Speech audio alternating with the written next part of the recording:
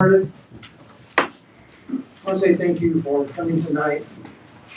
We have with us tonight Sam Light, who is our CIRSA, who is our insurance agency, and he's their attorney, and he's going to be guiding us tonight or informing us of how we conduct business and probably any new changes that are coming up. So we're fortunate that we have CIRSA as our insurer because they do this to make sure to try to keep us out of hot water. So it's really important because it's pretty easy in this business to get in hot water. So so what I'd like to do is before Sam Light comes out, let's go ahead and start introducing ourselves. So if you want to start on this end.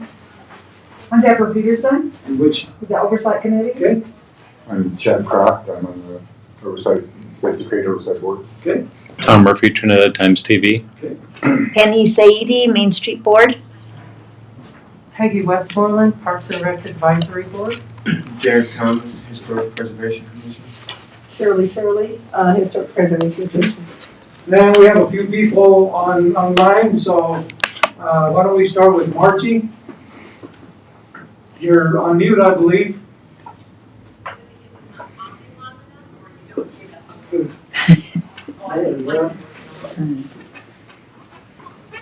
Yeah, tomorrow it will be. Okay, could you introduce Don't know yourself? about Wednesday or Thursday. Did you fix it? Oh, okay, well, Okay, let's go ahead and start with. get some books. Let's go ahead and get started by introducing yourself and what department you're. So let's start with Jana Remington. They can't hear. They can't hear you. Can you guys hear me? So which board are you representing? Historic preservation. Okay. Oh, okay. Yeah, they're not hearing us. Okay, Margie.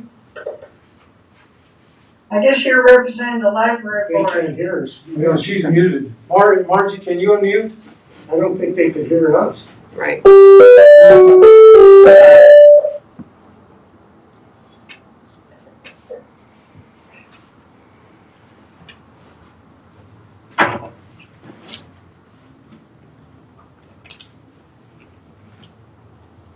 Can you hear us now? Yes. Yes. Okay, good. Hey, let's go and get some introductions started there. So if we start with Jana. Yes, I'm representing the Historic Preservation Board. Okay. Margie I'm representing the Library Advisory Board. and Chris. I'm Commissioner Spain. I'm with the Planning and Zoning. Okay. Karen.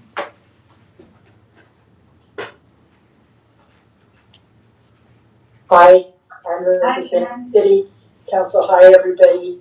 And I'm also here with Mr. Grego. Okay. Janet. Hello. I'm here representing the Library Advisory Board as well. I think that's everyone. Is there one more? This is Elizabeth Kelly. I called in. I'm here with Jana for Historic Preservation Commission. Okay, we also have Lawrence on there. Okay, John Armijo. Okay, we have someone on an iPhone. Kim Schultz, representing Main Street. Okay, and then we have Les. Good evening, everybody. Okay, I think that's everybody because Audra's on, but I think it's Kim that's actually controlling this evening. So we also have Mr. Mike Valentine, City Manager, with us. So at this point, I'll turn it over to Mr. Light. So if you would kind of guide us through the evening. All right, thank you, Mayor. Thanks everyone. Hello to everyone on Zoom. So in our setup, we've got, we've been doing this a lot lately, haven't we? And it's coming up on 2 years, is that right? Something like that. Yeah, it's been a little kind of a strange 2 years, right? So we've got hybrid people here with us in person and everyone on Zoom. I hope everyone on Zoom can hear me I'm probably going to move around kind of the interior space a little bit so that the people can at least see that I'm still functioning through Zoom land as well.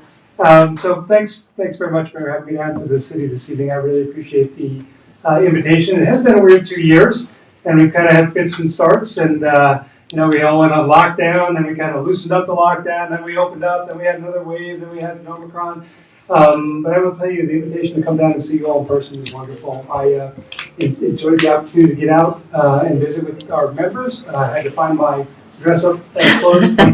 And your pants. And my pants as well. So it was nice to have that opportunity. By way of introduction, my name is Sam Light, and I'm General Counsel for CIRSA, which stands for the Colorado Intergovernmental Risk Sharing Agency. That's a mouthful, so we just use the term CIRSA. CIRSA is the property and casualty and workers' compensation insurance provider for the city. We're very proud of our partnership with the city. Trinidad is actually one of the charter members of our insurance organization, joined our pool back in 1985 for property and casualty coverage, and been a member for workers' compensation coverage since 1988. I say member, that may sound a little bit odd in the insurance world, but let me explain what that is.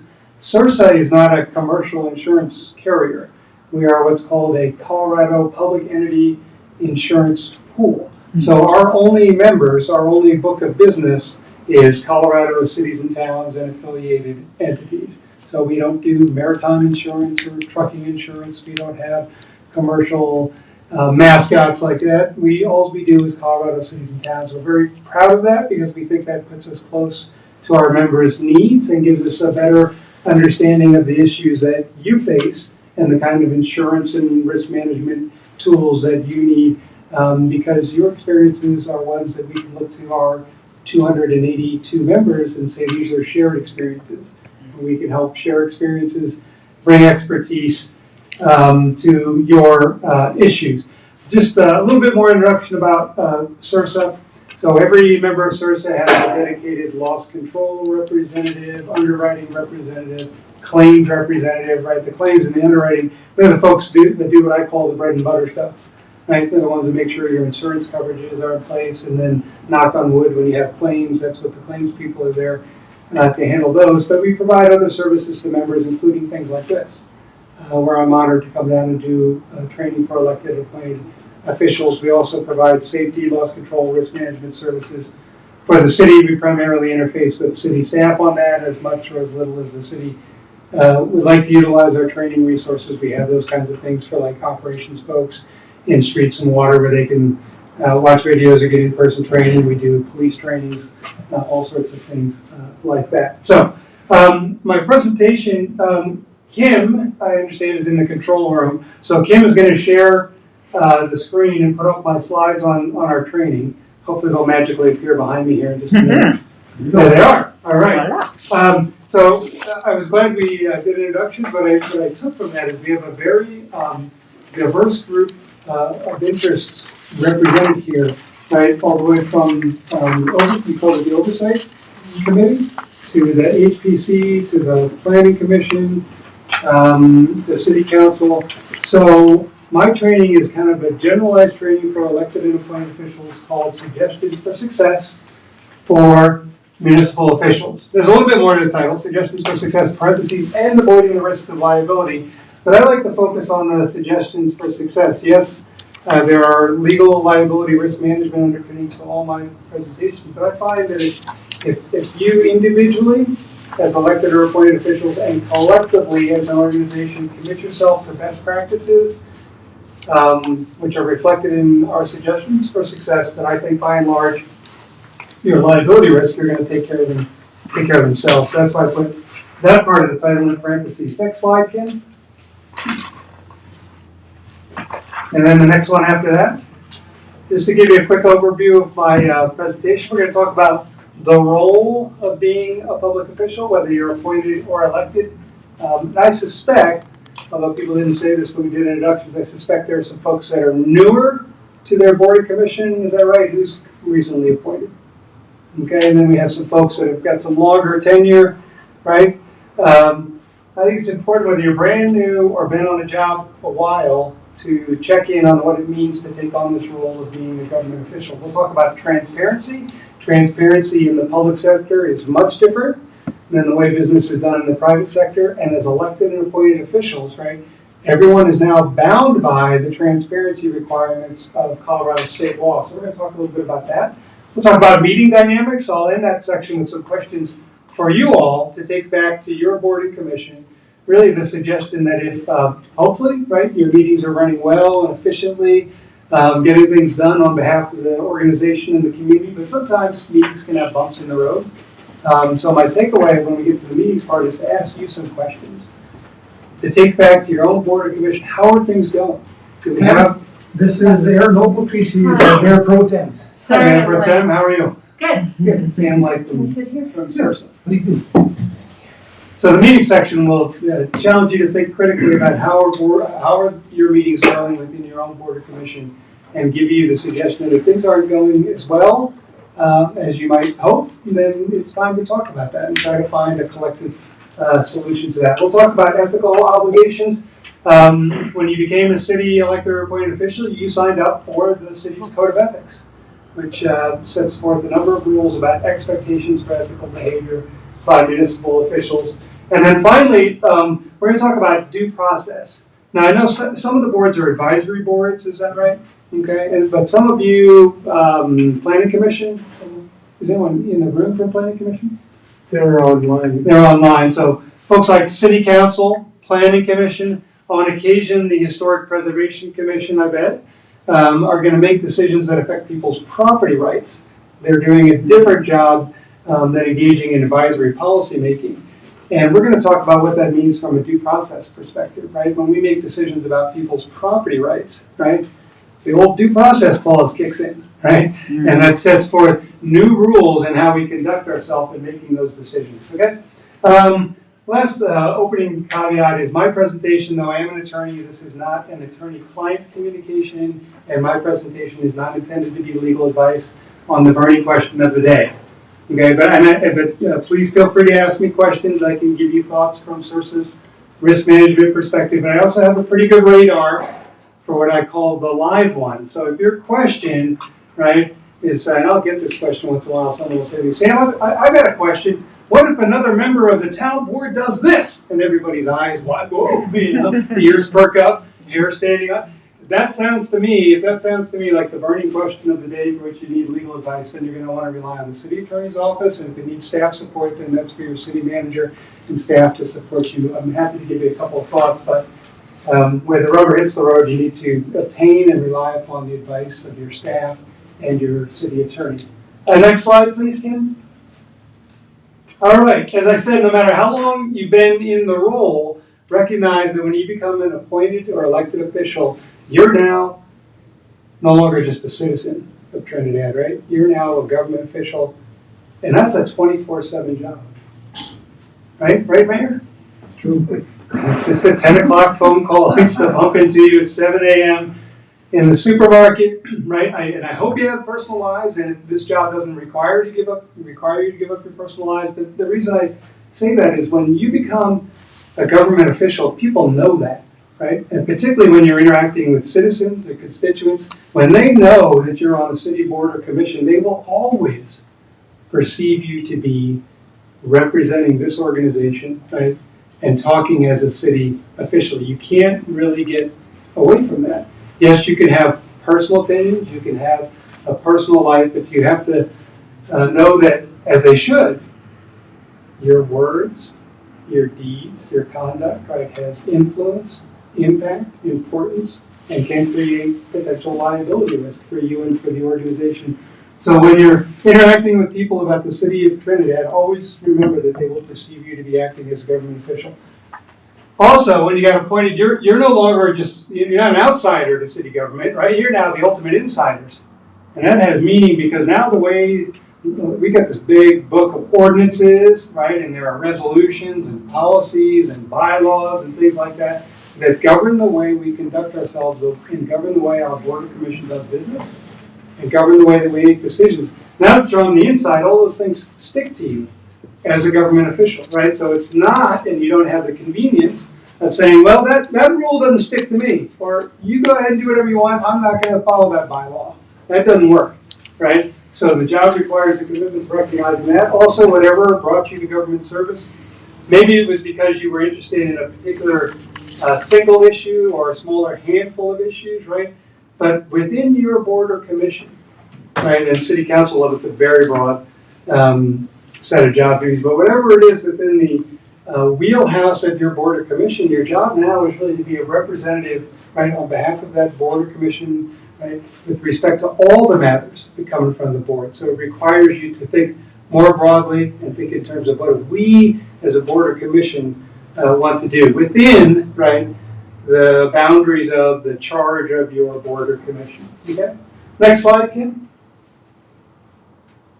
All right, it's directly true for city council. I don't know if the planning commission or others, if you actually, raise your right hand and take an oath, right? But when you were appointed to office, right, you essentially take what is an oath, right?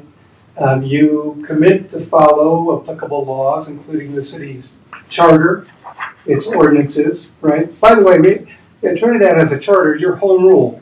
Everybody know what that means? Yeah, so home rule, in Colorado we have three types of municipal government.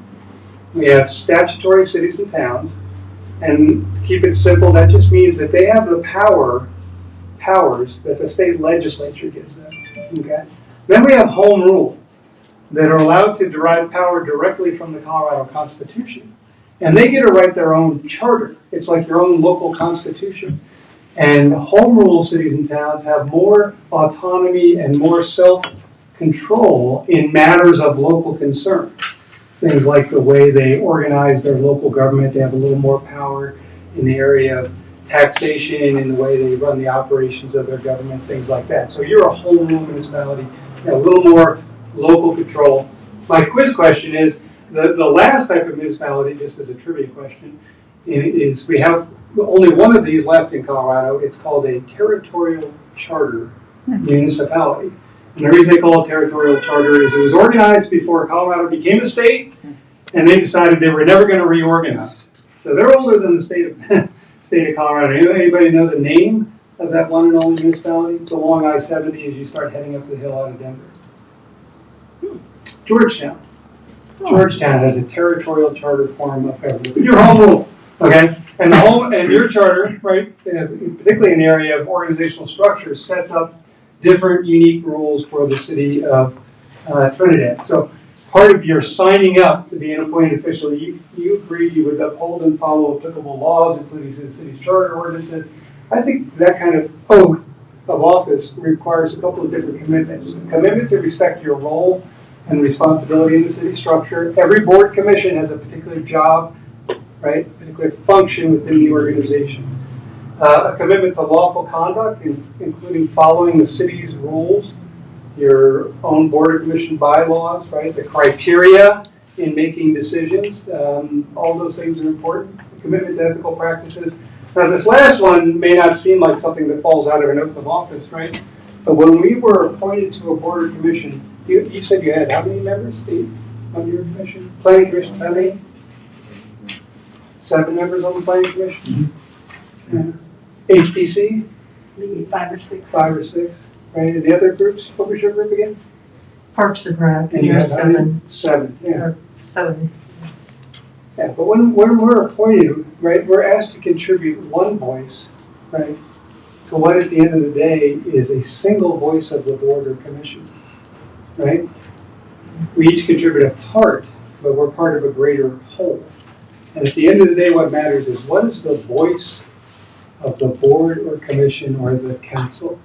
Sometimes it's going to be easy to get there. It'll be consensus or head nod. Sometimes it's going to be tougher, right? You may have a policy issue that you're asked to chime in on, and there's a difference of opinion, and it may be like a 4-3 split among the members about what you want to do, right? But at the end of the day, when you reach that decision, even if it's 4-3 or 7-0, that's the voice of the board or commission. So I think what it requires, right, is a commitment to professional courtesy and respect for our fellow board members' ways of approaching debate and deliberation in terms of having courtesy and civility, that we're Yeah, absolutely, we can agree to disagree, but we don't have to be disagreeable. But we have to work together towards the job that we signed up for, which is to be a part of that larger institution, which is our board of commission, which speaks with one voice. So I think that does require a commitment to civility, professionalism, respect for each other's points of view in terms of getting our collective jobs done. Next slide, please. I'll tell you later, give you a couple examples of how that can translate into risk. You're thinking, well, why is the insurance guy saying this? So I'll get to that in a little bit. Okay. So when you became a public official, you're part of a collective decision-making body. City council, it's true, you got 7 members, right? And each member says, well, I hold 1/7 of that power, and by gosh, I'm going to go out and use it, right? It doesn't work that way. Your ordinances, I challenge you to find in your ordinances where it says, for example, for the HBC, does it say the powers of the commission can be exercised by 1 member? No, they can only be exercised by the whole, and that's an important part of staying out of harm's way. I think what that translates in terms of getting things done, right? With respect to our own agenda items that we'd like to see our board of commission take out, or the work of the board as a whole, is that success can't happen unless we think in terms of collaboration and consensus building, right? We have 7 members, and they all have 7 different points of view, but we can never get together in terms of talking about what do we want to do. We're not going to find much success as an institution, right? Next slide. All right. Particularly at the elected and appointed leader level, I think one of your job duties is to deliver good governance on behalf of the city, right?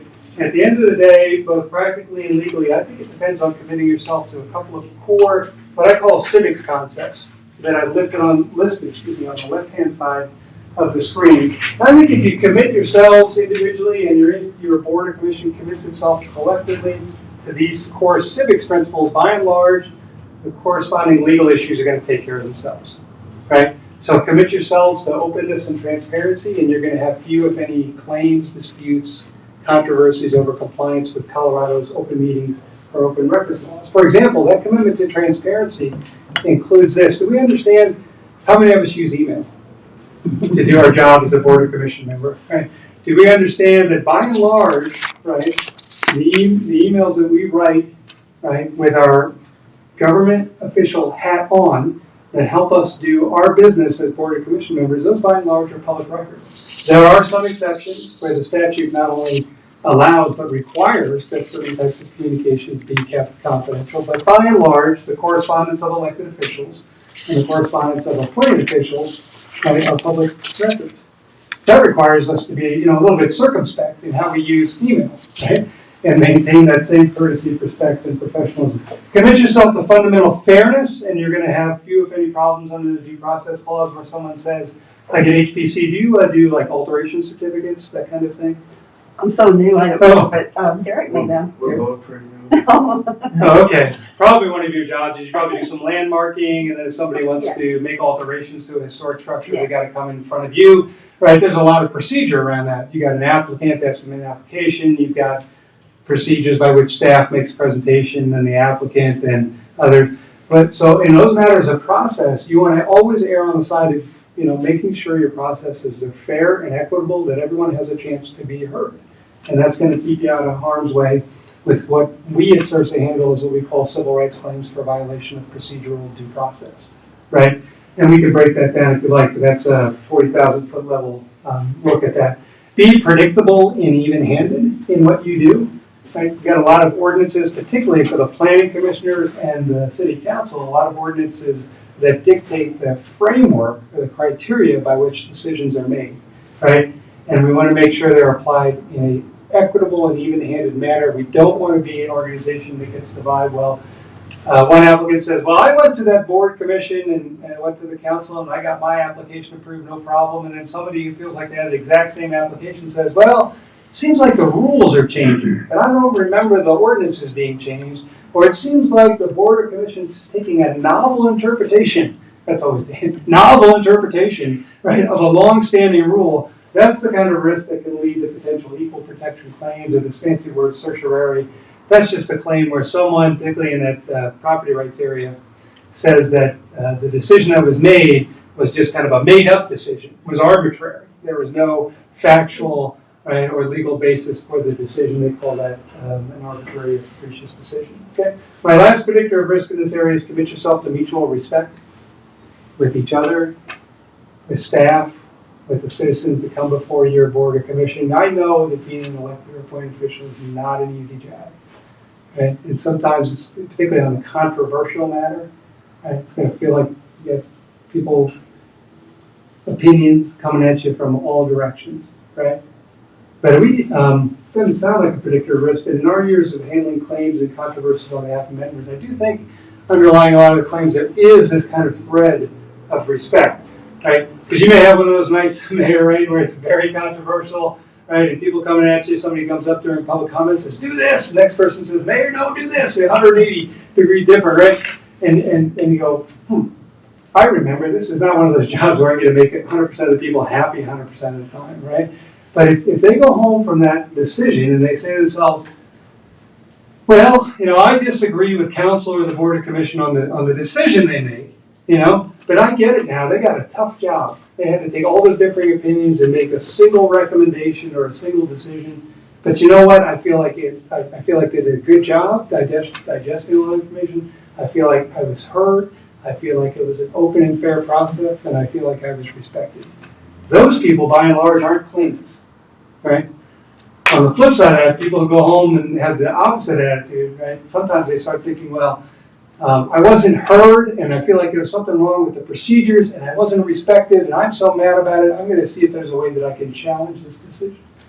So this, I think, is a fundamental foundation of risk avoidance. Okay, next slide, Ken. The biggest problem that arises sometimes is when there's somebody that's been very disagree with a decision, they use the media. Mm-hmm. And that sometimes flares everything up. Yeah, and it's hard to adjudicate. You got a wonderful, what's the product that we deliver, right, in many respects in local government. We provide a forum for people to come together and discuss the important issues facing this community, and we commit ourselves to an open, fair, transparent process. Be a champion of that process, right? When you have that good hearing, right, no matter how controversial it is, and you have that good deliberation as a board, let that proceeding speak for itself in explaining your decision. Right, particularly with social media now these days, right, you may be scrolling along there and you see something that's, oh my gosh, this is flat out disinformation, or misinformation, I don't know what it is. Folks with the press will press me. She's like, is that social media stuff misinformation or disinformation? But you may see that and you go, my gosh, that's completely wrong about what the city's doing, right? But you want to be careful about that. You want to have your staff look at how, if at all, do we respond to that kind of stuff, right? Because we already have a forum for that, right? Maybe it's our own social media site, or maybe it's just directing people to, hey, council or our board of commissions going to discuss this issue next week at the meeting. We invite you to come, right? But to go back and forth as an individual board or commission member and trying to fight against, right, those kind of things wherever it appears can be kind of risky, right? And may put you either out ahead of your board or commission, right, or put you off script with what the actual position of your board, commission, or council is. One thing that arises is, I know from council periodically, whenever there's an issue out there, Yeah. They'll invite us to a meeting. And I think, I know that the best thing, my advice to, as happens periodically to council members, my advice to them is if you go to it, you listen. You don't offer any reconciliation or anything. The best thing to do is if you go, you just listen. Right.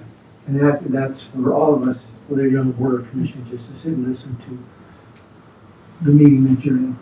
And listening in an ambassadorial role, right?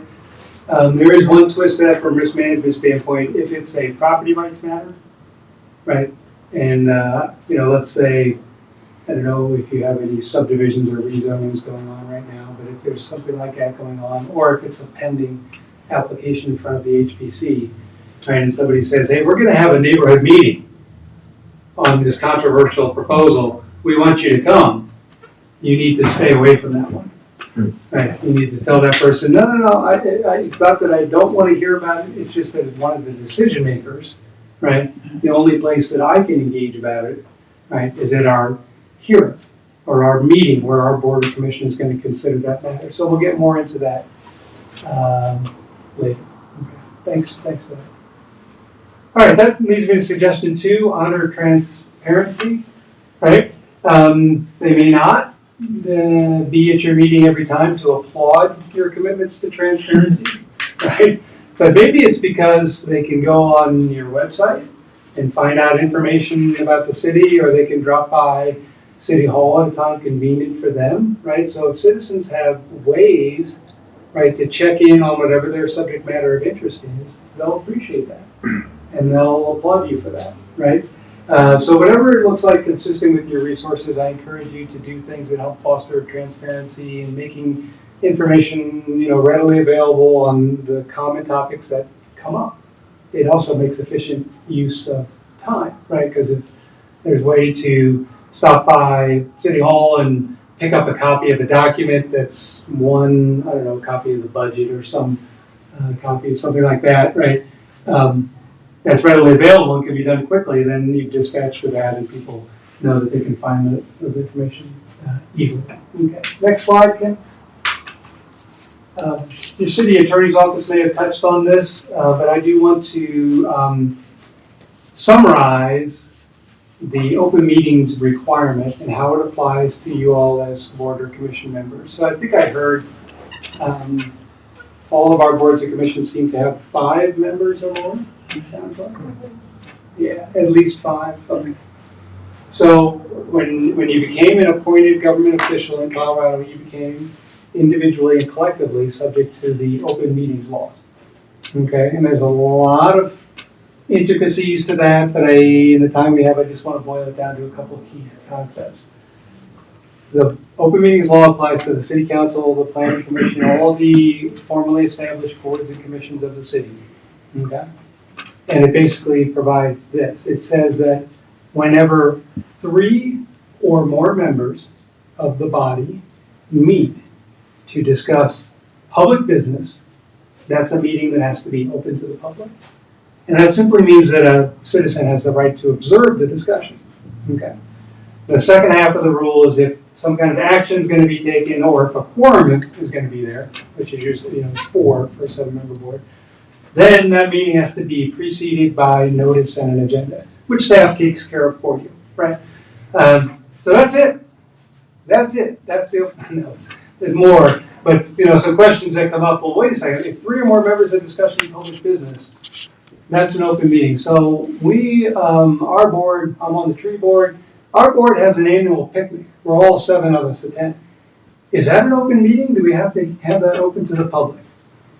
Or I'm on the HPC, and the other day I bumped into 3 of my fellow members at the coffee shop, and someone walked over to us. We were just saying hi. Someone walked over and accused us of violating open meetings law. What do you think of my 2 scenarios?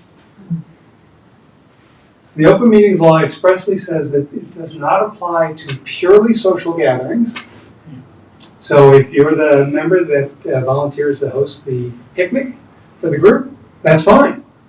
It also doesn't apply to chance gatherings, such as to bump into each other at a coffee shop, but with this one huge and very important caveat. In both cases, it's so long as the discussion of public business is not the primary purpose. It does not become the purpose of the meeting. So when you're in the coffee shop, right, you bump into each other, you're going to leave the conversation, right, strictly to non-city business discussions. You talk about the Rockies or the Broncos, or I'm not sure either of those are worth talking about, but whatever it is, right, you don't want to use that as an opportunity. Oh, while we're here, hey, let's talk about that budget item that we've got on the agenda tomorrow night. That would run afoul of the commitment under the open meetings law. Okay?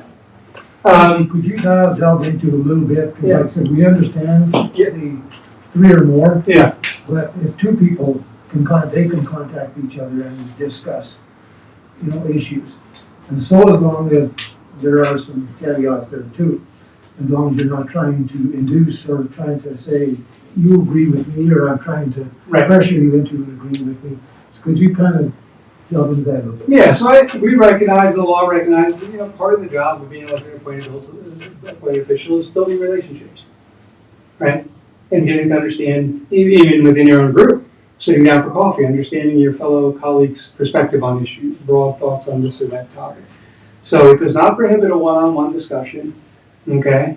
But in my view, right, so long as that doesn't become a substitute for taking action, right? Or become what they call under the Texas statute, a walking quorum. It's a nifty term, right? We don't use that term in our statute, right? So you should never, right? Remember, the point of the open meetings law is right at the very beginning of the statute. It says the formation of public policy, right, is public business, right, and shall be conducted in public.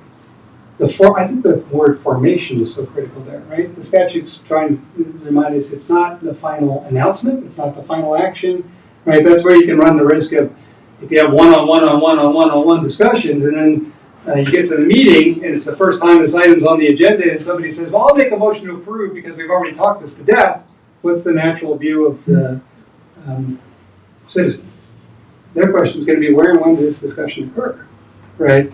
So my couple takeaways are, make sure you leave for your meetings your deliberations on the policy matters that are in front of your board or commission. That's where your best conversation occurs anyway, because everybody can hear you, everybody else's input at the same time. It's okay to have the one-on-one.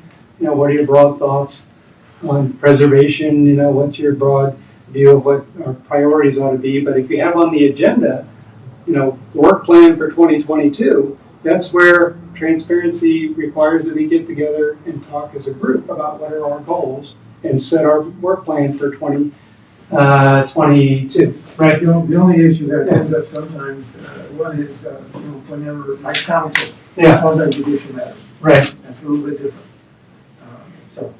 And the other thing I want to mention is you might want to inform boards and commissions that bill that came out last year. Yes. I know you might be crying that as well. Yeah, right on the next slide. So my takeaway is make sure you know as a board of commission what policy matters are in your wheelhouse. Remember, I said the statute says that the discussion of public business, right, has to be conducted in an open meeting. The thing about the statute is it doesn't define what do we mean by public business, or what do you think it is. And our Supreme Court has told us, right, it's the policy-making matters, it's the items that are on your agenda, it's the stuff that you work on, right? Your discussions and your decisions about those items need to occur in a public meeting. Now, the flip side of that is the open meetings law absolutely does allow for executive sessions, right? But only following very specific procedures and only for a very limited number of topics. I suspect among the groups represented here that you probably have few, if any, executive sessions except for council, right? So I'll just primarily leave it at that if you're going to have, if your thought is, let's have an executive session, you're going to get in touch with staff. And the first thing they're probably going to do is tell you, well, that is or isn't permissible. And even if it is permissible, is it advisable? And if you get over both those hurdles, then it's how do we get there? And that's a lot of procedural crossing of the T's and dotting of the I's, okay? So next slide, Kim. All right, getting to the mayor's, the next suggestion there, Mayor. So this question, by the way, the statute says a meeting is any kind of gathering to discuss public business, whether it's in person like we're doing now, hybrid like we're doing now, right? By telephone or by electronic communications, which means email, right? Or maybe texting, right? So just recognize that the same principle applies, right? If 3 or more members of your body are using email to discuss the pending public policy matters in front of your board, what's our problem with that? The openness requirement of the statute, right? So that's why staff may have already coached you on this piece. If there's an email that goes out, it's do not hit reply all, so that we are maintaining compliance with the open meetings law, right? Now, the little nuances on this is that we have long thought, by the way, before I joined CIRSA, I was a municipal attorney for about 23 years, just like Les and the folks in the city attorney's office. And we had thought for many years, well, wait a second, email's it's a good tool, it's a helpful tool, right? It's got its issues, but it's a helpful tool. So we always thought there must be some kind of emails that don't trigger the openness requirement of the statute, right? Can't there be some categories of routine administrative emails that aren't going to raise this risk issue, right? And the Colorado Supreme Court had opined on that a while back, but the state legislature jumped in this last year. And they did what we thought they would probably do given the case law. They confirmed that there are a couple of limited categories of email communications, even among 3 or more members, that aren't going to trigger the openness requirement. But it's things like emails about scheduling, right? So if the city manager sends your entire group an email that says who's available for a special meeting, or your staff liaison sends you an email, who's available for a special meeting. If you're all responding back and you're copying everyone so that they can see what days you're available and not, that's not going to run afoul of the openness requirement because it's only about scheduling and availability, right? Another type of email is, let's say the mayor gets an email from a citizen just asking a routine question, but he's not sure if that same email went to the other council members. So he responds back to the constituent's question and just copies the rest of the city council so that they see he's responded. Now I got 7 council members on an email. Is that subject to the openness requirement? No, this bill that was passed last year says that if it's just copying other members of the body, right, on a response, then that's not triggering the openness requirement. And then the last one is an FYI type of matter. So maybe you're working on, excuse me, the HPC and you may be working on some changes to your criteria.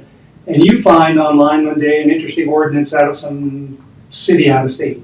And you say, oh, I'd just like to pass this on to my fellow members. Hey, fellow members, FYI, here's the landmarking criteria, right, from the city of Salt Lake. Just thought you'd be interested.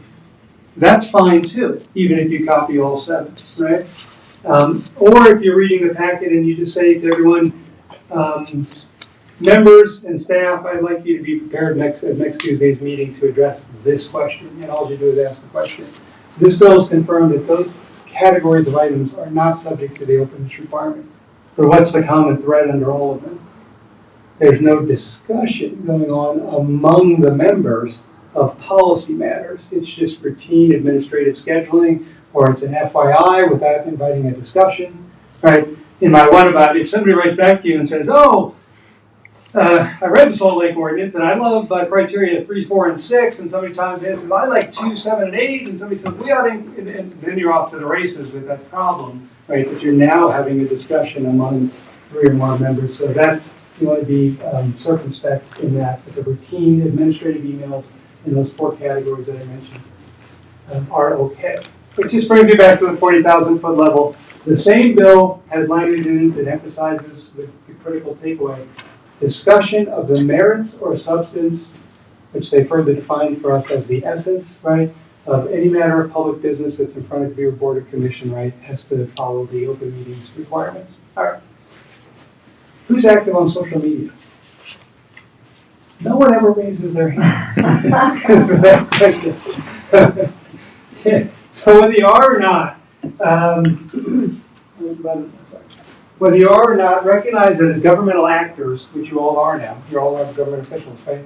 If you're on social media, just recognize there are some potential risk areas for you. I sent down with my materials for tonight's training a copy of this book, which is CIRSA's Ethics, Liability, and Best Practices Handbook. It's got a chapter in there about social media, okay? And I apologize if it's got more questions than answers, but it just points out a couple of the risk areas, okay?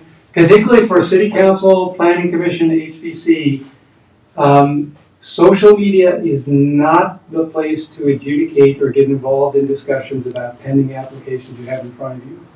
For the reasons that I mentioned earlier, due process requires that you remain detached and neutral, okay? So unless you have questions about social media, I'll probably just leave it there. Anybody? Okay. Next slide, please. All right, suggestion 3, run good meetings. You know this already, right? That great meetings don't just happen by happenstance. They require a little groundwork. Part of being a government official, and I'm sure you all love this part when you were told, this goes with the job, right? There's a lot of reading, right? Sometimes there's a pretty darn large packet, right? But give that packet and the agenda for your particular meetings the time and attention they deserve. Your meeting prep starts with the time that agenda and packet are released to you. or you start looking at that information and start thinking in terms of, what are the questions that I have regarding the matters that are going to come up at next week's meeting, right? What are the questions that I want to ask the applicant or staff during the hearing, right? What points do I want to raise with my fellow commission members about my policy perspectives on this potential recommendation that we're going to make in city council? So come prepared, stay focused. I say stay focused on the agenda, because the agenda, right, everybody, every board, commission, and council, everybody's got a lot of work that the community and citizens want you to do, right? Your plate's full, and you got a lot of stuff on deck, right? The agenda is there to remind you that you don't have to eat the entire elephant in one sitting, right? That agenda defines your work plans for that evening, helps you utilize your resources efficiently, helps you stay focused on the topics at hand for that night. It does have a risk dynamic to it, right? Do we ever have this where maybe we get to the meeting and someone says at the initial, we figure out whether we got a quorum, do some roll call or what have you, and then somebody says, I'd like to add something to the agenda. Okay? We want to be circumspect there, right? At the time we approve the agenda, right, we don't want to be adding the blockbuster topic, right? I call it the empty chair principle, right? Even if it was inadvertent, even if we forgot, you as a board member, I should have let our staff liaison know I wanted to talk about that tonight. If we're at that approval of the agenda and we're thinking about adding something, look out, is there an empty chair in the room that would have been filled if someone knew that we were going to talk about that topic tonight, right? And that's a good barometer for then checking right ourselves and saying, let's hold it over until the next meeting. You know, if it's a routine administrative matter that's internal to the city, right, it doesn't have any potential consequences with respect to policy or the rights of third parties, you know, maybe that's a thing that can be added. You know, maybe your city manager the day of the meeting got some state agency got back to him about a grant or something. He just wants to give an update on that or confirm direction on how he ought to respond to some routine letter or something like that, right? But that's okay. But you don't want to be adding, because our meetings law does say the notice in the agenda for the meeting shall include agenda information where possible. And in fact, these issues have been litigated up to our Supreme Court about what constitutes appropriate agenda notice. Okay? Can you cover something concerning executive sessions, such as that? Because I think there is a provision, from what I read, that there all of a sudden pops up with some discussion that you need to go into executive session on an item that's being discussed. Right. So my radar's going up, so you want to check in with the city attorney's office. They'll be the final answer on this. But my view has always been that I believe that an executive session can be added the evening of, but it's got to meet all the criteria, and you got to follow all the procedures, right? So if something comes up and you say, well, that's a matter subject to negotiation, I'd like to go into executive session, time out. The city attorney or staff, is this a matter that is in fact subject to negotiation? Is this a permissible topic for executive session? Right, and just not to get too deep in the weeds, but I'll do it for council's benefit. That provision in the statute actually says you can go into executive session for determining positions relevant to matters that may be subject to negotiation, instructing negotiators, right? Or, I thought I had good memory, there's one more prong to that. There's 3 prongs to it. You gotta make sure you fit into that prong, right? And then you gotta go through the steps of making the motion. The motion or the announcement needs to include 3 things, right? Needs to include the general topic of the executive session, needs to specifically include the statute number by number, right? And then it also has to identify the particular subject matter to be discussed in as much detail as possible without compromising the need for the purpose for which the executive session has been held. So on a personnel matter, for example, if I can borrow the city manager, if the idea is we're going to have an executive session for performance evaluation of the city manager, the motion ought to say, I move to go into executive session pursuant to CRS 246402 blank, right? You've done your site. For a personnel matter, you've done your second thing, and then you have to identify in greater particularity. And the particular subject matter would be to discuss performance evaluation of the city manager. You have to do all 3 of those things. Did that answer your question? It did. Is that also true? Say something comes up and we start realizing we need the city attorney to weigh in on something before we make a decision.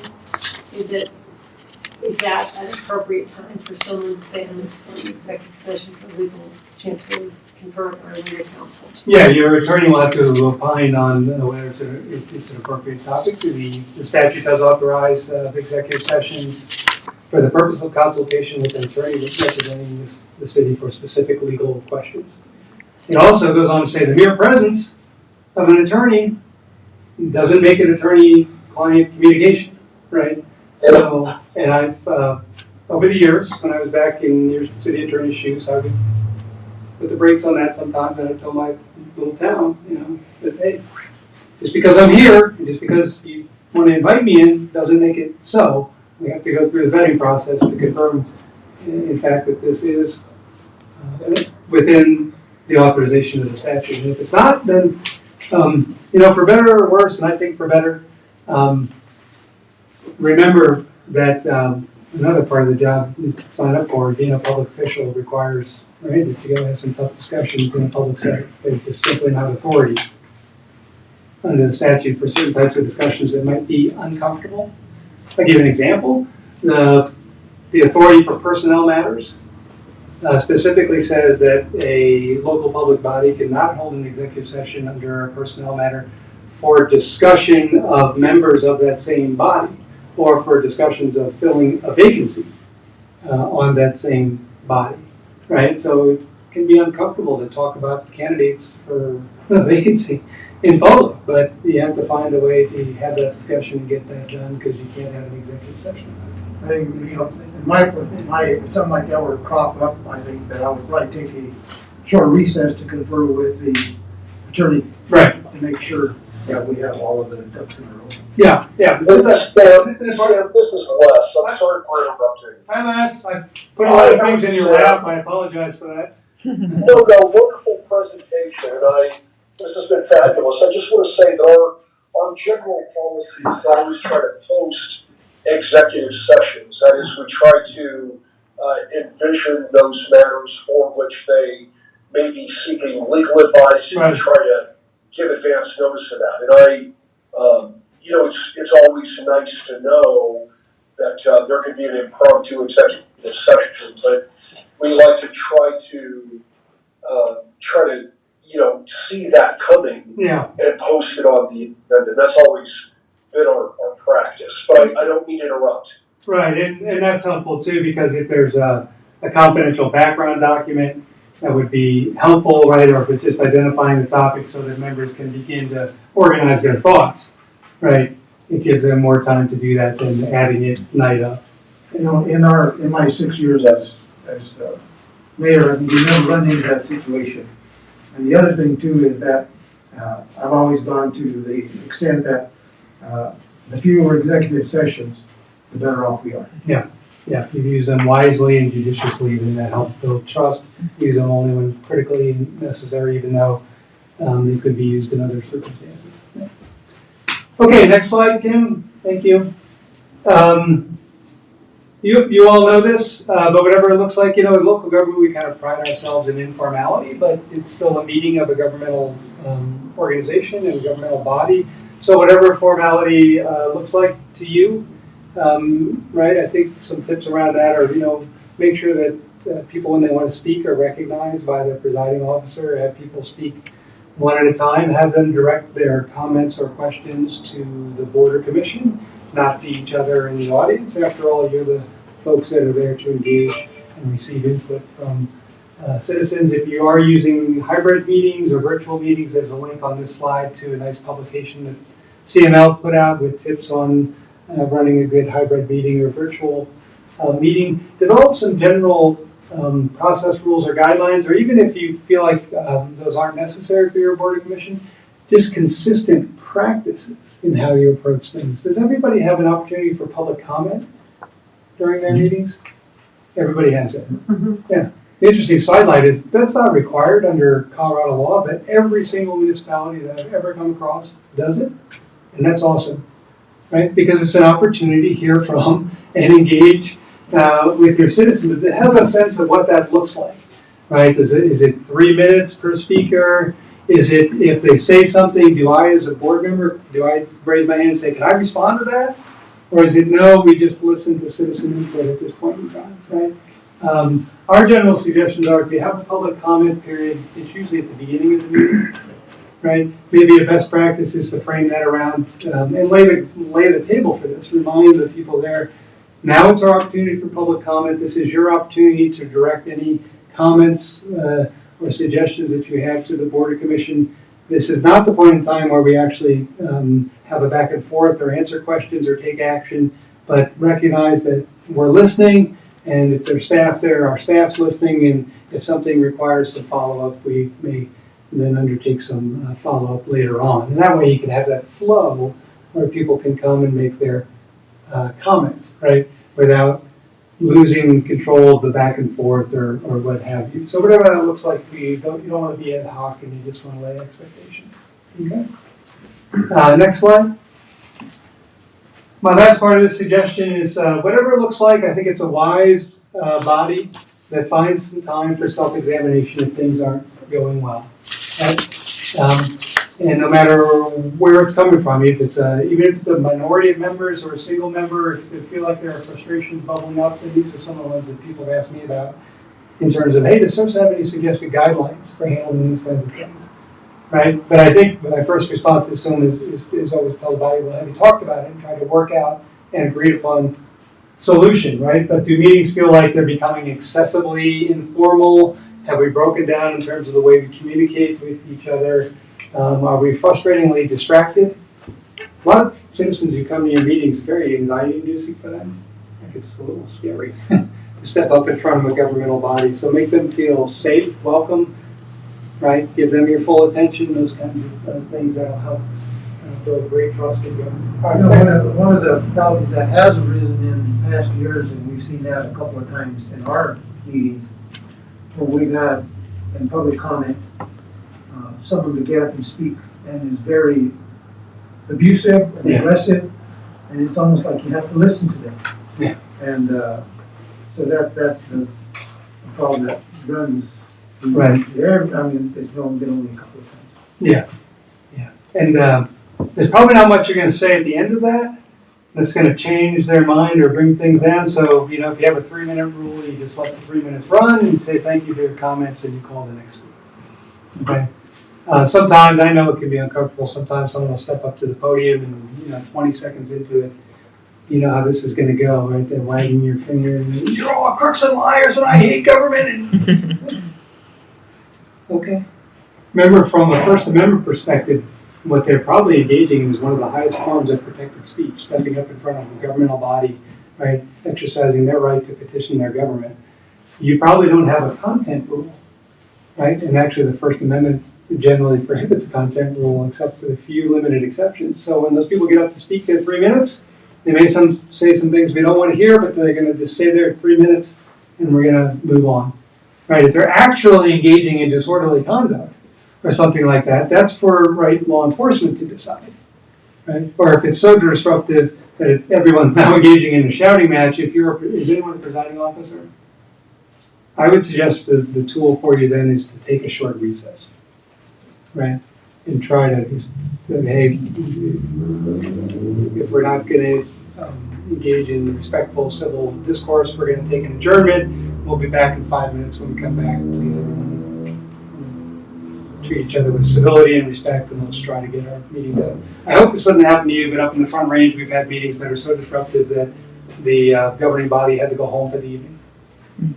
They just said we can't. Every time I try to speak as a council member, people are screaming and yelling at me, even though they don't have the microphone. So the presiding officer said, we adjourn. City manager will stay here for 15 minutes while the room is cleared, right? And then the meeting's over and City Hall is closed. And that's an extreme situation. But what it does, we suggest in terms of techniques and tools, if things are getting out of hand, a short recess is the fairest for everyone in terms of trying to bring the temperature down, trying to bring the emotion down. You do not want to direct that a person be removed from the meeting solely based on the content of what they're saying, unless it falls into one of these very narrow exceptions. which is essentially things like inciting a riot or engaging in truly obscene language, which, by the way, doesn't really include cursing. Okay? Any questions about that? Les can help with that. Okay, next slide. All right, let's talk about ethics briefly. That can be its own topic, but I just want to touch a couple of highlights on this. As I mentioned, being home rule, you actually have a local code of ethics in your municipal code, right? And ethics scandals don't happen all that much, you know. They can kind of be exciting, can kind of even be fun to read about, right? And they don't involve us, right? And as the municipal guy, the municipal insurance pool member, I enjoy reading about ethics scandals like in the state legislature or something, right? But more seriously, recognize that your code of ethics, right, and the state ethics laws, in a situation of a violation of your ethical expectations, in extreme cases, that can create civil liability and potential criminal liability, right? So commit yourself to high standards of ethical conduct.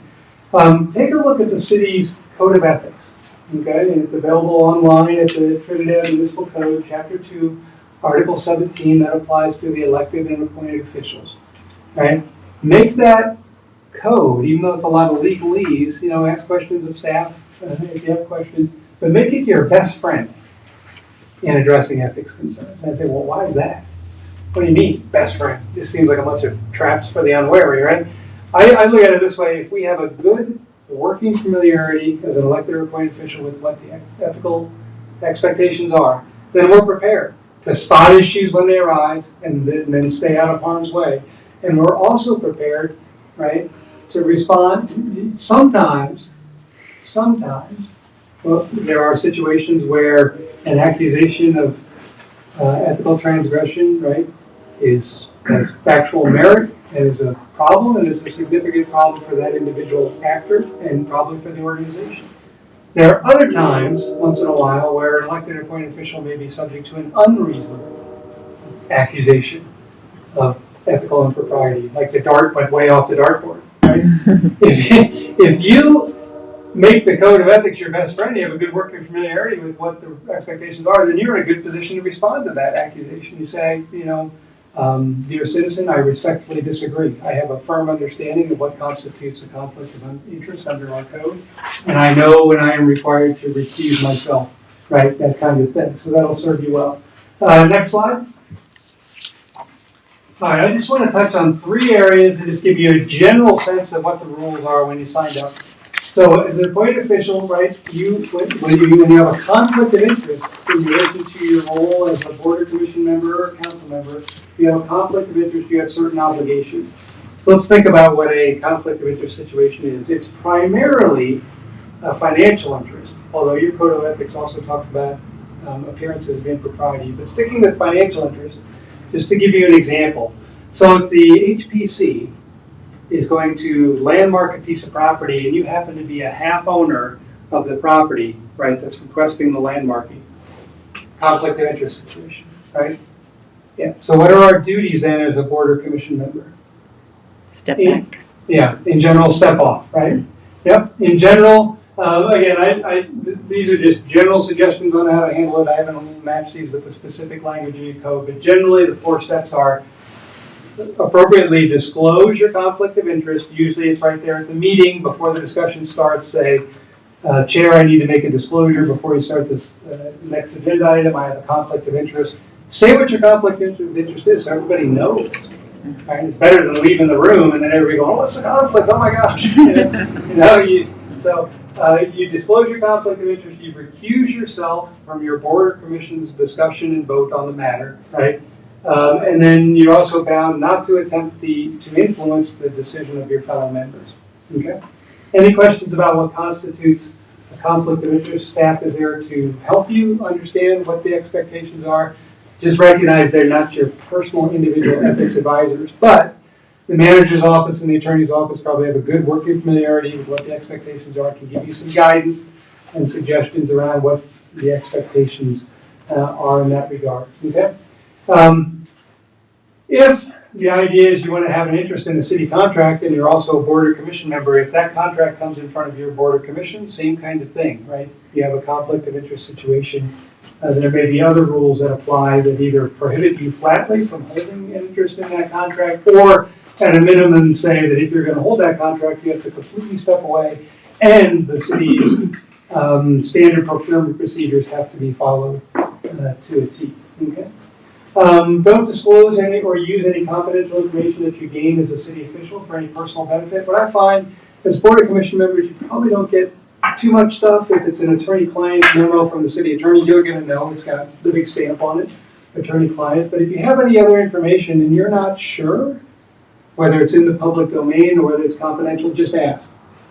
Right? Counsel probably more often, but you might get something from the manager's office. Might send like a piece of work product or some deep background for a negotiation. Right? And the question becomes: is this confidential? Is this for our eyes only? Just ask. Right, and recognize that decisions about whether or not to release confidential information have to be made by the body as a whole. Right?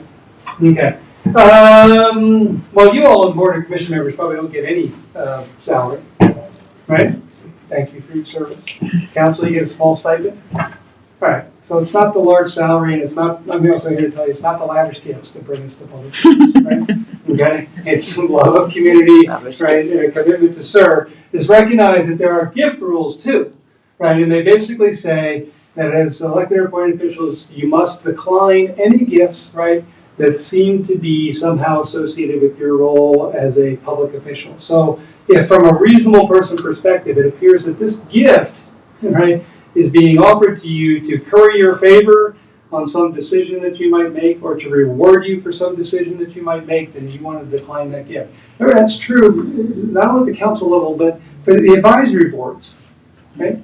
You may think, well, I'm just making a recommendation to the city council. Well, no, you are making a recommendation, but it's not a just. It's a critical role in the city's policy-making process, so that's why the gift rules apply at every level, okay? So keep that in mind, take a look at that. Finally, recognize, even if you don't have an actual conflict of interest in a financial sense, there's some language in your code about avoiding appearances of impropriety. And finally, one layer deeper than that, sometimes there's going to be something that may be in front of your board or commission, and you may know that other people know who you are and what your relationships are, and you might be facing this, well, why is that person up there? Don't they know this or that person who's got a stake in this? Sometimes, even if you clear all the rules and there's no actual conflict, right? Sometimes just a disclosure, what I call kind of an air clearing disclosure, helps, right? So then everybody knows where you're coming from, right? Planning commission, for example, maybe they've got an application for a new campus for a church, and the person happens to be that's his congregation. But he's not an officer in the church. He's not an employee of the church, right? But maybe just to quell that, what he thinks might be an apparent concern, you just tell everybody, hey, before we start, I just want to make a disclosure. I am a congregant of this particular church, but I want to go on record, make sure everybody understands that I have no financial interest. I have no other interest in this matter, and I fully intend to decide this matter based solely upon the city's decision-making criteria. And one thing, getting back to the gifts, in our charter, and we decided that anything should not exceed $50 from any one particular person per year. Right. And as a home rule, we could have exceeded that, but we decided not to. Yeah. So that's for all of our purpose. Yeah. There are some things that aren't considered gifts, right? And there's that $50 rule, and then there's like an unsolicited gift in appreciation for your service. If you're an elected official, a campaign contribution with an asterisk that your city attorney will explain to you. But campaign contributions generally aren't considered gifts. But if any questions arise, it's so much about the gift issue is the context, the timing, right? The gift, where it's coming from. And if it looks to you like this is a bad idea, then you just decline the gift. Next slide. I just want to leave this up here. In addition to ethics, commit yourselves to high standards of personal conduct. Recognize that at the end of your code of ethics in your city code, there's a nice section there about expectations for personal conduct, which is kind of a shared commitment that we make to each other. If any of the dynamics arising on this slide bubble up, I think it's a wise counsel that finds the way to discuss them. You know, do we have in our body some sense that the discussions are being dominated, or that people are being squeezed out of discussion, or that there's some imbalance of information? Let's just find the respectful time, right, the right time to get those issues on the table and see if we can work those out. Staff can support you in finding a way to talk about those issues, but at the end of the day, resolving these kinds of things that appear to be intractable, right, are in the wheelhouse of the body itself. And it's only the members that can ultimately, right, come to understandings with each other about those kinds of things. Okay. Next slide. All right, I want to talk a little bit more just about the straight up liability issues and the job description thing that I mentioned earlier. So everybody within the organization has a job description. That's true of elected officials, appointed officials, employees, even volunteers. Okay. So I hope when you signed up that your first question to staff or the city attorney was not, you know, can I get sued in this job? For board and commission members, it doesn't happen that often. Even at the council level, it doesn't happen that often, particularly individually, but that's a legitimate question, right? Because as governmental actors, we can face potential liability. So let me explain to you the protection they have, and just in a very general sense. You got nice protections in Colorado. There's a statute called the Colorado Governmental Immunity Act that basically says the city, and by extension the city's insurance company, CIRSA, will defend you and will pay judgments entered against you for acts or omissions as a public official.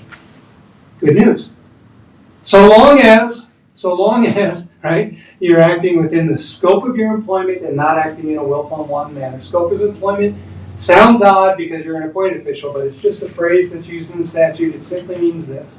I need to understand and honor what my job description is, what my role is, what my authority is within this larger organization. So a very simple example of how this issue presents itself throughout the entire organization. You as a board or commission probably have an ordinance or resolution that talks about what your job duties are. And that's what they are. The ones that aren't listed, they ain't yours. They're somebody else, right? So respecting that division, right, of roles is important. To use an example that sometimes creates liability risk, but it's a kind of overly simplified example. Within our organization, who has the power to write tickets into court? The police. So who doesn't? All of us, right? Who has the power to issue business licenses? Mike, I was right, is this the clerk? Yep. Yeah, so who issues the business licenses within the city of Trinidad? The clerk. Who doesn't? All of us, right? Right. And that's apparent on its face. That's more than obvious, but I will tell you, once in a blue moon, there's like liability situations that bubble up where even the claimant's attorney agrees with me on that and says, yeah, I know all that. I know it's the clerk, right, who's responsible for the business license, but that's not my allegation. My allegation is that there were some appointed or elected officials working behind the scenes telling the clerk not to issue the business license. And that's why I didn't get it. And that's why I named all of you as, you know, defendants in the case. Right? So that's why the point of honoring the job description and staying within, and for most of us, it's an advisory role, helping make policy, right? Those kinds of things. The other funny phrase about that statute is willful and wanton conduct. You're protected as long as you're not engaging in willful and wanton conduct, which is a fancy phrase for this. It's just conduct that's intentionally undertaken, that's designed to harm someone's protected rights, and it's undertaken with deliberate indifference to what their rights are. I got an even simpler way of describing it. I just call it bad stuff. Right? So, and we know what it is. We're going to see it from far away, and we're going to stay far away from it. I will tell you, these kind of claims only happen once in a blue moon, but the risk pattern that I see for board, for elected and appointed officials is this. Okay, it's a rare circumstance, but it's a single member, right, misperceiving that they have some governmental authority that they don't have, right?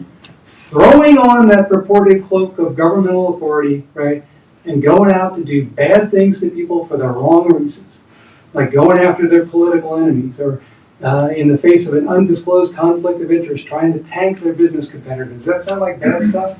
Or engaging in fraudulent or malicious conduct, or even criminal conduct, wearing this purported cloak of authority they don't have. That's where the risk is. You're going to stay far away from it. We all are going to stay far away from it. But I just wanted to emphasize, I sound a little bit like the Grim Reaper when I say that. But you need to recognize that principle is out there, because that's where your protections from the statute go away. The city has no obligation to defend or indemnify you for criminal conduct, for example, or for willful and wanton conduct. When we get those few cases and there's an allegation of willful and wanton conduct and we're not really sure what happened, what we typically do then is we defend, right? But we send our insureds a little letter that says, here's your attorney, we're defending you, but it's under a reservation of rights.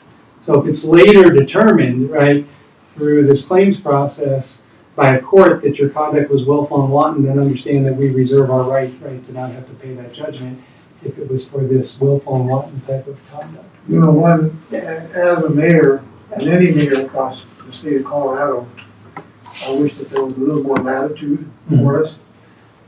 Because as face of the community, we meet a lot of different people. We're asked to meet individually with people and stuff like this, and you know, and the perception. Yeah. People see you, and the perception that people get, Yeah. and that's what causes sometimes some beef. Right. Yeah, you know, that situation can be a kind of like an above my pay grade type of thing. That residue of someone who's mad about that interaction can last a long time. In a lot of those cases, that if we get that kind of situation, we're pretty successful in getting rid of those cases if they're kind of overreaching and attempting to allege willful and wanton conduct for what was really a routine interaction and not any substantial factual basis. Right, the claimant, not to get too deep in the weeds, the claimant actually has to allege specifically what constituted the willful and wanton conduct of the mayor or the council member or the commissioner, right? And if they can't show the judge that, then we're filing motions to dismiss those types of claims. Yeah, but yeah, it could be tough. Yeah. All right, next slide. A couple of thoughts on just ways to protect yourself here. Again, understand the job description and stay within it. What does my board commission do? Recognize that your role is a group role, right? That, as I mentioned earlier, you have a fraction of that power, but you really don't have the authority to exercise it, right? The power belongs to the group. And that means that you act as a government official, right? I would say exclusively, you act as a government official by meeting in your board or commissioner council meeting and voting on matters that come in front of your board or commissioner council. And that's a great place to be from a liability perspective, because as your city attorney will tell you, all sorts of privileges and protections that apply to government officials that are meeting collectively in a proper public meeting and doing things collectively. Even intuitively, it just sounds like, what group are you on? Main Street? Main Street. Main Street. Right, so this sounds odd, right? If somebody the next day says, well, I'm mad about that decision that Main Street Group made last night, I'm going to sue you and only you. Just, wait a second, what are you talking about? That's a group, that was what we as a board decided. How can you sue me individually? And that's true from a liability risk standpoint. There's a lot of safety in numbers in doing things within a formal meeting, okay? Less to the liability side, if you're an advisory board, recognize there's a sort of over the CIRSA pay grade risk of sometimes people are going to try to hold you accountable for what they perceive to be promises that you as a board or commission member make, right? So remind them, right, that you can't predict or assure how council might act on a certain matter, right? And additionally, sometimes you may interact with citizens and you're getting this vibe of like, they seem to be reading a lot or reading a lot into what I'm saying. And somebody comes up to you and says, Mayor Pro Tem, can I do this? Is this okay with the city? And you go, geez, depending on what I say, they might just be off to the races, right? So remind them to deflect if it's not, remind I'm just one member of the body. That's really a decision for the council, or that's something that the manager addresses. Protect yourself from that kind of situation by reminding them, right, that there's others in the organization, or it's your group as a group that has to make that decision. Okay. Next slide. This whole concept of role discipline is important in the area of employee relationships. Recognize that except City Council's got a couple of employees that City Council, as a council, employs and supervises. Those are I think, limited to the city manager, city attorney, That's it. judge. Judge. Judge. That's true. That's it. So under the organizational structure that the voters approved under your charter, the elected and appointed officials are not employee supervisors. And I assure you, you love that. Right? Leave that to your professional staff, right, who are familiar with all these HR and employment laws and, dare I say, love all the associated risks of employment matters because that's their job and it's not the job of elected or appointed officials. What that means in terms of potential risk scenarios, that means do not get individually or inappropriately involved in a personnel matter, right? Don't engage in activities that facilitate or bypassing of the city's chain of command. And I know that it happened. I was town city attorney for 23 years, and I know that maybe once in a while someone might come up to you and go, "Can I talk to you about my boss?" Right? Yes. What's our response going to be? No. We love and appreciate the city employees, but I, as a board member, and my board, right, does not get involved, right, in personnel matters. I would encourage you to talk to your supervisor or HR, whoever can help you. Okay? The best thing that I do is if I hear something that's going on, whether, not directly from that employee, but maybe from somebody else, I usually talk to our city manager about it and let him handle it. Yeah. That's the best thing to do for any of us. If you hear anything, rather than engage, you tell the city manager, this is what I've heard, let him investigate. Yeah. At the council level, as I'll show you in a second, that's the point, right, to unburden yourself of those things, and that's your point of accountability. And sometimes, personnel matters, employment matters are on a need-to-know basis because there are privacy interests involved, right? And so under your structure of government that you've established, the manager and the department heads are responsible for employment supervision. So I know, sometimes one of the things we do at CIRSA is deal with matters that have a lot of hair and warts on it. Sometimes you may have that situation, and before you can get that, my suggested phrase out, they say, "I talked to you about my boss. He's harassing me." And you go, "Oh my gosh, now I know something. What do I do with that?" Just as the mayor suggested, you unburden yourself with that. You say, "Look, I'm not the appropriate person to talk to about this issue. I encourage you, right, to go to your supervisor, the manager, HR as appropriate. They will help you with your issue. I do not get involved in that issue because you want to step away from that." Right? Then at the council level, managers are. One of the best things I found is when I see employees, I say thank you Yeah. for the work that you do, or Yeah. there's been cases where I've gone out and bought coffee for them guys that are working late at night, or pizza or something, I've done that. So. And the same thing happens with other types of administrative decisions. At some point, your work ends, right, and then the administrators take over the responsibility of executing, right, the decision consistent with the board or commissioner council decision. But one of the risks patterns I've seen is like a board or commission member becoming unhealthily involved in an administrative permit that relates to a decision that the group made previously. So maybe if you handle alteration certificates and you approve those, maybe you were on the losing side of a vote that approved some alterations to a historic building. But once you're done with that decision, you're done, right? And now the building department's going to take over on the building permit side. And a risk example could be, a person who's on the losing side of the vote goes over to the building department and starts to get involved in saying, well, you shouldn't allow. I even had that pattern. I had an elected official who was on the 3 side of a 4-3 vote where they approved a very contentious development. That was the end of the process for the council. The elected official on the 3 side went to the building department and said, "Well, by the power vested in me as mayor, I direct you not to issue building permits for the project." Cool. Good idea? Bad idea. Usually don't have the problem present itself in that extreme a fashion, but you can see, right, that once you're part of the organizational responsibilities has been discharged, then you let others take over their role. Okay. All right, next slide. This is embodied, these concepts are embodied in a provision of the city charter, section 6.6. It's basically saying that the mayor and council and its members do not give orders or reprimands or essentially give any direction to city employees. That's for the supervisors through the managers office. You need, from where you sit as an elected appointed official, you also have to remember that perceptions are important. You may think it's an inquiry, and Mike can elaborate on this more if you like. But an inquiry to an employee about some routine matter seems fine, but you have to understand their perception of that interaction too, right? They may, wow, the board of commission members coming to talk to me, right? What am I to do with that information? So that's why the manager's office serves as the conduit for these types of inquiries about status of things and pushing out information. Do you want to add to that? No, that's right on. Okay, next slide. All right, we're going to turn to, let's see, last one on this. So recognize, do you all have staff liaisons that sit in on your meetings? Yeah, so commit yourself to speak with one voice to that staff liaison, right, or to your manager. That's another issue that you as a body own, right? You're having a discussion, a deliberation, the presiding officer says, let's give staff some direction.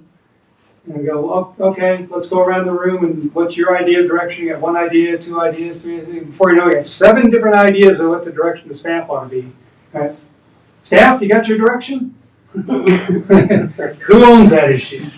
Staff may say, hey, we don't have direction, but at the end of the day, it's the responsibility of the board to sort out and reconcile the differing opinions, right? And you need to do that, you want to do that, right? Because when you commit then to reconcile those seem intractable, that's where you get clarity and credibility to your voice, and your staff's accountable to the one voice of your group, not to the many different voices. If you leave that kind of situation hanging, and I've seen this happen, 7 different directions, it's left hanging, what happens potentially? Then maybe people start dropping by that staff member's office and saying, hey, that was a messy discussion the other night. But here's what I want you to do. Is that consistent with we, the voice of the board? No, right? So the presiding officers are particularly adept at realizing, hey, maybe we won't get there tonight, but hey, let's commit, even if we have to hold this matter over to our meeting, we have to commit to as a board to go around enough time so it's clear what we're asking or directing staff to do. Don't conscript your staff into those kind of things. One thing that I've seen in them liaison to one of the commissions is sometimes they start getting a little ahead of themselves in procedure. Yeah. Sometimes you need to bring them back as city council people. It's good at a recommendation, say, your procedure, you need to follow proper procedure. Right. And that does happen, and I think as council people, as liaisons, I think that is, we're aware of those situations and advise them. Yeah. Yeah, and it's helping emphasize collectively that governmental decision-making is a deliberative process, and we're trying to protect the path by which we get to the conclusion, right? Okay. Next slide.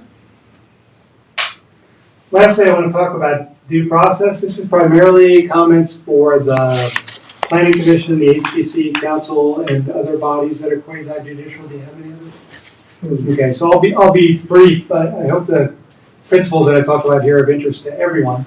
But recognize that if you're an advisory board, or if sometimes on council, what you're doing is you're making recommendations or making on policy, on general policy issues, right? And when you're doing that, right, you're just making policy that applies to everybody in the abstract. There's no applicant in front of you, right? That's kind of like being a legislator, right? But for Planning Commission, Council, HPC, there are times when you have a specific applicant in front of you who's making a specific request regarding their particular property or their particular application. At the municipal level in Colorado, and probably for the city, that's generally limited to things like land use, certain land use decisions, liquor licensing decisions, HPC applications that affect a specific property. And when those decisions are being made, the decision makers are no longer acting like freewheeling policymakers. They are now acting like judges deciding the fate, right, of someone's interest in their own property. And that's why we call it a quasi-judicial role, because it sounds like kind of a judicial process, right? It's when we have a hearing, we usually give additional notice, right? That explains why for HPC you get those signs in the ground, right? At the property, or when we're designing liquor license, that explains that big 2 foot by 3 foot sign that says liquor hearing, you know? So we have a hearing in front of the decision maker where there's extra notice, right? And we make the decision based on the information presented at the hearing, not information from any other source. We have this hearing so that all the interested parties can come and present their information to the decision makers. And the decision makers have to make that decision by applying the existing standards, right, to the information that they learn. And the decision has to be made by a fair and impartial decision maker. And that's you. Right? Next slide. Right, this all sounds, it's got a very familiar source. It sounds a little weird, right, but it's got a very familiar source, right? Think of it in terms of this. If it was your application, right, what would you expect? That the decision maker be fair and impartial, and that we have an established procedure and established criteria for why we're going to vote yes or no, right? This all comes from a very familiar source. There's been millions, if not billions, of pages written about the due process clause, but it all boils down to this. No person shall be deprived of property without due process of law. That's it. And that's a great power to have at a local level. We want the power to decide, what the development of this town should be, right? Or what liquor licenses should be granted in the city. We want the power to decide what development should look like or alterations to historic. But with that power, right, we have an obligation on other people's due process rights. All right, next slide. So a couple of tips for the next slide, Kim.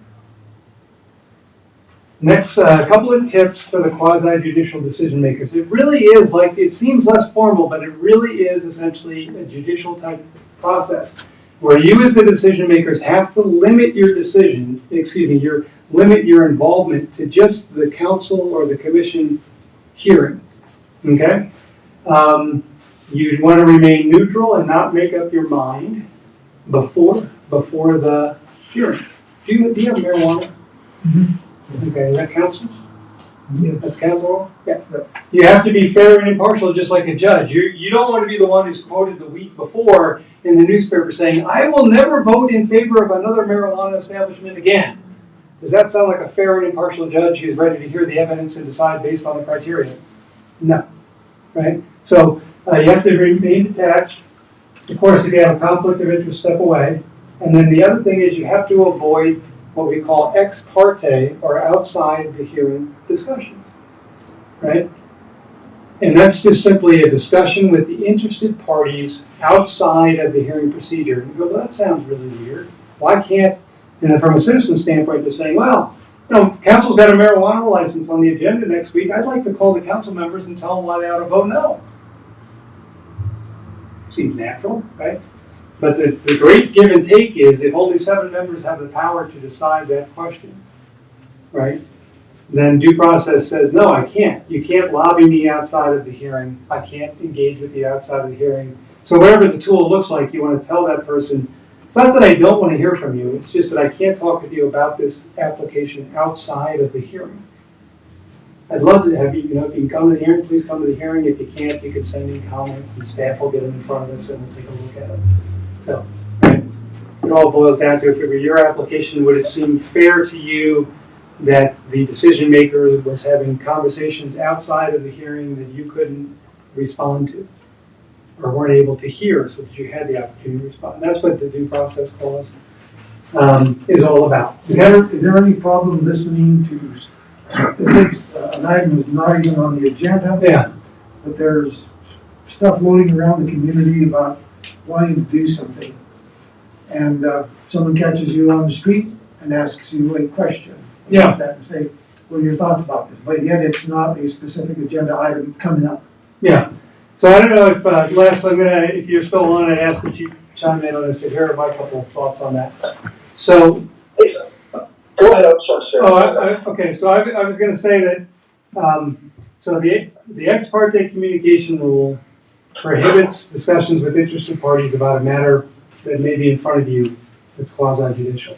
So to me, it seems like, if you get invited to lunch with a property owner and they want to just get to know you and they want to know your general thoughts about the future of growth and development within the city, that seems okay. But of course, you have plenty of tools to have that conversation. You can point them to the master plan, say, hey, our vision is embodied within the master plan, right? And things like that. But if the discussion turns to, but I actually own a property at 4th and Main Street, and I've been thinking about converting that to apartments. Yeah, that's when our antenna need to be up. I mean, you say, wait a second, I can't talk to you about specific proposals or even specific property, because that's going to come in front of me as a council member or as a planning commissioner, right? So there's a distinction with the difference there. There are some municipalities, and Les will chime in if I'm saying the wrong thing here, that will say that the ex parte rule applies once the application has been submitted, and not before. But I think that's too blunt of an instrument, because you can imagine the scenario. What if the applicant comes to you and says, well, tomorrow I'm going to submit my proposal for rezoning my property. Can I tell you today why you ought to vote in favor of it? No. Right? So I think the broader due process concept is in play continuously. And for where you sit as a council member or planning commissioner, HPC member, you just need to keep your antenna up and say, I need to stay away from discussions with interested parties about how I would decide any particular case. Yeah. Les, do you want to add to that? Well, I agree, and well said. I just think the person who's approaching you and wanting to discuss something, it's not going to be the theory or the merits behind some general concept. It's generally going to advocate for their private interests or what they have going on. Even if it's not on the agenda upcoming, Mayor, it's something they have in mind, undoubtedly, and I think everything Sam just said is absolutely correct, and I would counsel you to stay away from that and to not engage in those conversations. Thank you. One last suggestion on this. So for those that make decisions in this area, this is one where the decision has to be based on the city's existing criteria or the criteria that exist under state law. So to use a simple example of that, is it the council that decides the liquor application? Okay. So, we have a nice hearing and the applicant makes a presentation, staff, and we have some public stand up and some say, yeah, we need another hotel and restaurant here. That's a great idea. Other people say, no, we got too many, vote no. And we bring it back and the mayor says, okay, good hearing. Let's start our council discussion. And I say, Mayor, I'll start the discussion. I'm going to vote no because I don't drink. Good idea? Yeah, so this part of the job of being a quasi-judicial decision maker requires that we set aside our own personal policy perspectives and our own personal ideology. There are criteria that apply, but that ain't one of them. In fact, the appellate courts in Colorado have said it's an impermissible criteria to approve or deny based on whether or not you as a decision maker consume alcohol. The criteria are things like, is it far enough away from schools? Is the applicant of good moral character as compared to being a 6-time tax felon? That kind of stuff. And you'll know what those criteria are because they'll be in the staff report, right? So when you have your deliberations, right, have those criteria. Next slide, please, Kim. Have those criteria at the ready, right, so that you can have a conversation around. Maybe for the planning commission. Next slide. Sorry. Maybe it's a development application. The planning commission approves final development plans. Yeah. So maybe it's the same kind of conversation starts, and I say to the chair of the planning commission, Chair, I'll start. I'm going to vote no because I don't like it.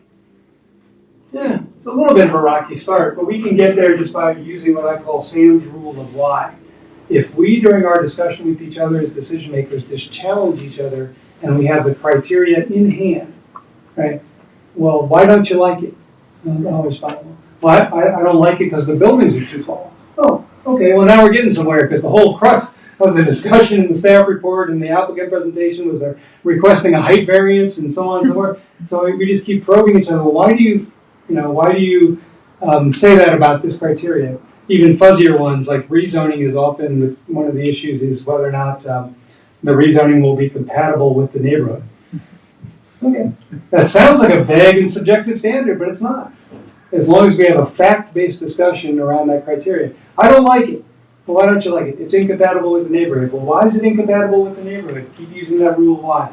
Well, because the applicant is requesting that the property be rezoned to industrial, and as we know, and as the staff report said, right, and as the presentation showed, the surrounding property is all single-family detached residential. That's why I'm voting no. And a couple of great things are going on when you have that discussion. The people in the audience are seeing why you're about to vote the way you're about to vote. On quasi-judicial matters, more from an attorney's perspective, you're making a record of why you're deciding the matter the way you are, and we'll use that record to defend your decision, right? So have the criteria at the ready. I encourage you, particularly in the most contentious ones, have those criteria like extra copies available. And you can even tell audience members when it's time for public comment, hey, tonight's application is about a final development plan, right? There are extra copies of the staff report and the criteria. We'd ask you to direct your comments to our criteria. That'll help us. That'll best help us make a decision, right? And what we're really doing is encouraging people to stay focused in on point to the criteria, not just tell us to vote no for reasons that we can't use, right? Or vote yes for reasons we can't use, whatever that may be. Okay, next slide. My last suggestion, just to sum things all up, step back a little bit, get back up to a 40,000 foot level here, is to suggest that whatever body, right, you're with, that we as elected and appointed officials, we set the tone for the city in terms of how we treat each other, how we treat citizens, the staff, constituents who come in front of us. Keep that in mind, you know, always recognize that you hold very powerful positions in city government because you do. Right, that your words, conduct, deeds matter, have impact, can potentially create liability risks. No matter how difficult the situation, recognize there is a liability dynamic, particularly in the civil rights arena, to even the perception that we maybe did something out of a retaliatory motive, that we overreacted. No matter how difficult the situation is, use courtesy, tact, and diplomacy, right, so that some sense of overreaction or retaliation doesn't wind up presenting itself later in some claim context. Commit to a no surprises approach with each other, right? Next slide, please. Right, your meetings ought not to be gotcha kind of moments, or certainly shouldn't have any staff bashing in your meeting. Commit to act as we, that voice of the board, right? The voice of the council. Speaking to each other even in terms of we, what do we want to do is going to help those strong relationships between your board and staff and between the members of the board. Lastly, deal effectively with discord. Right? We can agree to have disagreements without being disagreeable. Right?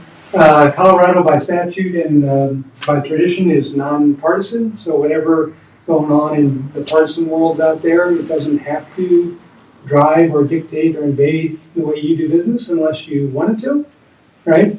But I think it's a wise counsel that no matter where internal issues of discord are coming from, that they identify those early and try to resolve them. And finally, commit yourself to the service of your council or board as an institution, to the city as an organization, and you'll get great things done. So for that, Mayor and everyone, thank you very much for having me and for opportunity to present. Next slide. Just want to point out a couple of resources for you. One more thing, thank you. I have some hard copies with me, but I also sent out an electronic copy of our handbook. It was written particularly for elected folks, but the appointees, I hope you'll find it helpful to you if you'd like to take a look at that. And then for the quasi-judicial stuff, the last bullet is links to 2 CIRSA webinars with more training for folks who actually are charged with making those land use decisions, the licensing decisions, quasi-judicial decisions. So that'll open it up to any questions or comments. You know, Sam, one thing that I've always done myself, and matter of fact, I've even mentioned this several years ago in one of our initial meetings, is I've always said, when you go into your board meeting, you legally go at the door. And you go in with the facts that are in front of you. That's how you're going for discussion. If you can do that, you're safe. Yeah. Thank you, Mayor.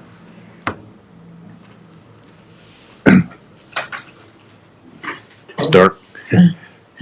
Can you see me? No. Oh. Sure. Oh, The presiding officer will. Big question? Go ahead. So I've been filming meetings, the city, county school board, and everything for 17 years. And I think, I wish the others would do this, but this is one of the most beneficial things that council does. I know Tammy Tanoy used to do it. I still have it on tape. But I wish more governmental entities would do this and provide the education, because I've seen some really bad government, and people get elected and think they're going to do it their way, and it's like, no, there are rules to play by. And so this is I'm really happy the city does this. So Thank you. Thank you all. And don't thank me. Thank these folks for your commitment to public Thank you service. for the presentation, really appreciate it. Yeah. Thank you. Well done. Thanks. Any questions? Thank you, Sam. Zoom folks?